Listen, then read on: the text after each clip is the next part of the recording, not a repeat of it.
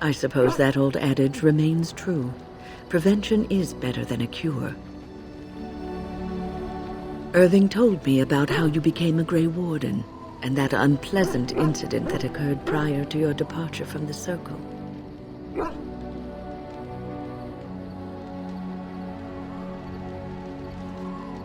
That's not something either of us can alter, so it is best to put it behind you.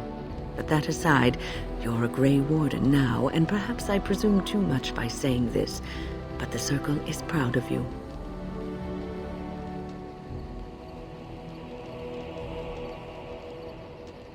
Do not squander this time trying to explain why Irving picked you. Accept it, and be the Grey Warden you're supposed to be. Sometimes it gives me comfort to think that everything will end up the way it's supposed to, that it will be all right. You were chosen. You survived the joining when others did not. Perhaps it was meant to be. I must ask, what does being a Grey Warden mean to you?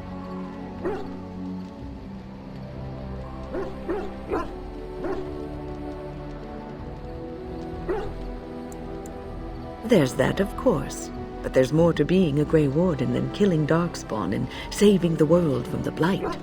Ultimately, being a Grey Warden is about serving others, about serving all people, whether elves or dwarves or men.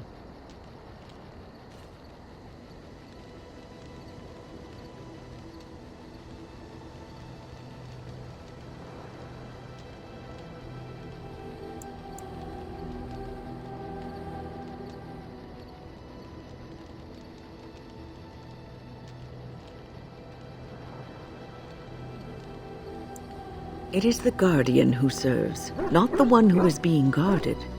Or did you think it was the other way around?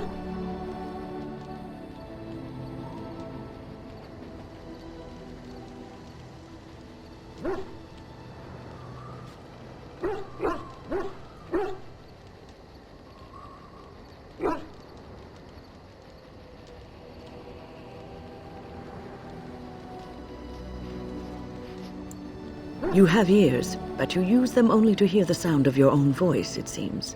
So be it.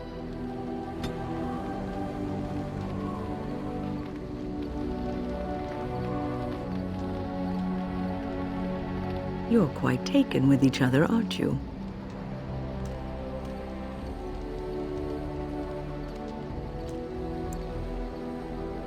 I've seen the way she looks at you. The familiarity with which you speak, how she always finds a way to place herself next to you.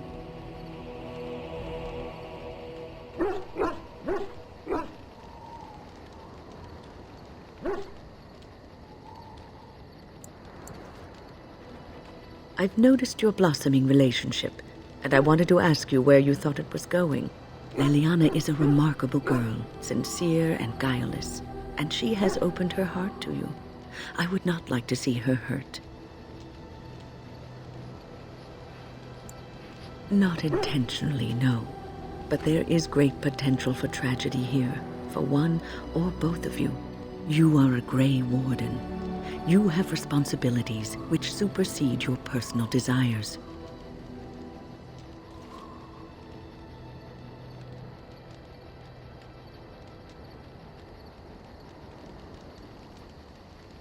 Love is ultimately selfish. It demands that one be devoted to a single person who may fully occupy one's mind and heart to the exclusion of all else. A Grey Warden cannot afford to be selfish. You may be forced to make a choice between saving your love and saving everyone else. And then what would you do?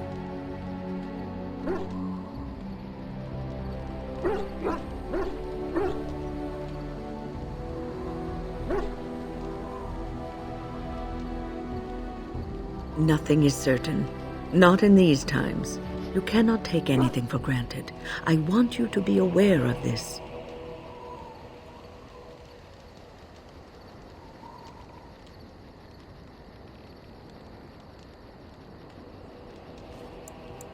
If you insist, I have given my advice.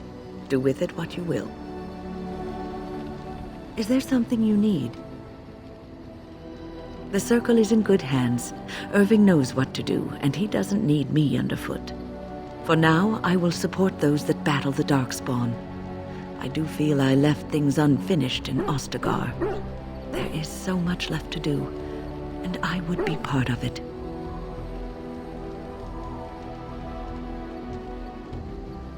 Yes, I did leave them.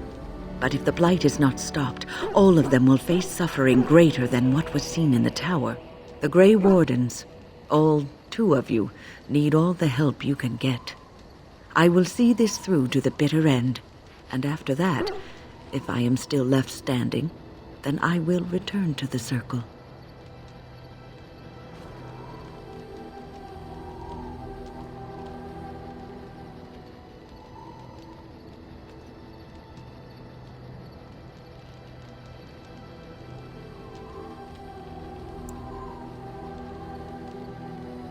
No, of course I don't. I'm old and unsure of what I'm doing. Actually, I'd rather be in a warm chair in the sun, being served pudding or some other easily digestible food.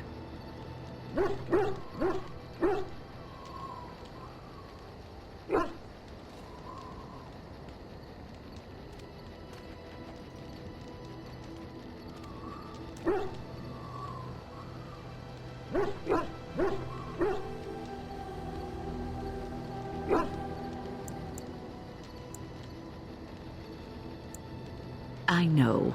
I was just teasing.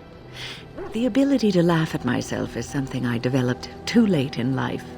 But to allay your fears, yes, I am sure this is what I want. Is there something you need?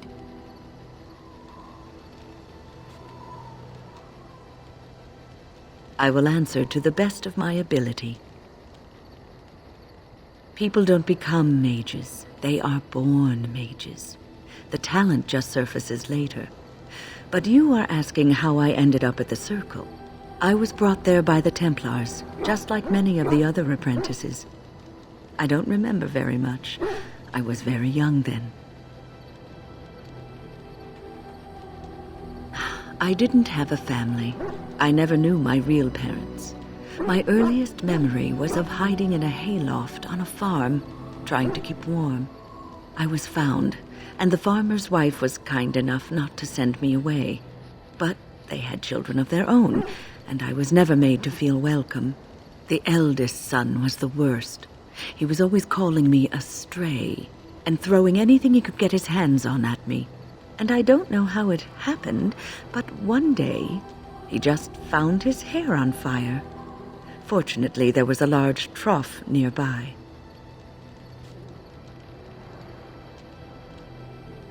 He ran screaming, dripping head and all, to his mother. I was shut up in the barn with a bowl of water and a crust of hard bread. The Templars arrived several mornings later.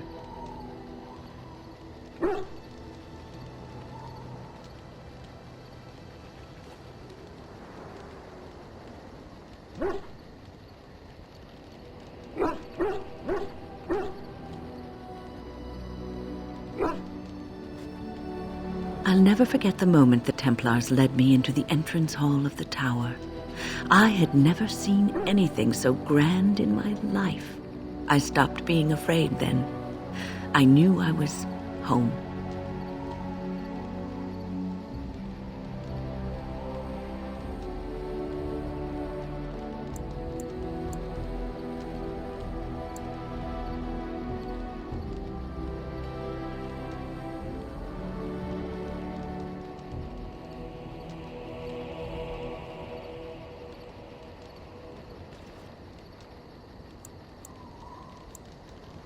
We were the lucky ones.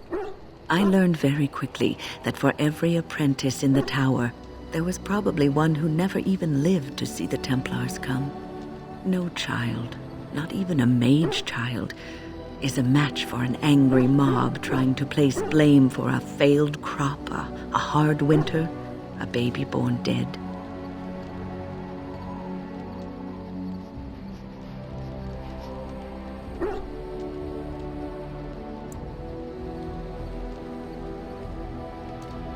Superstition and fear.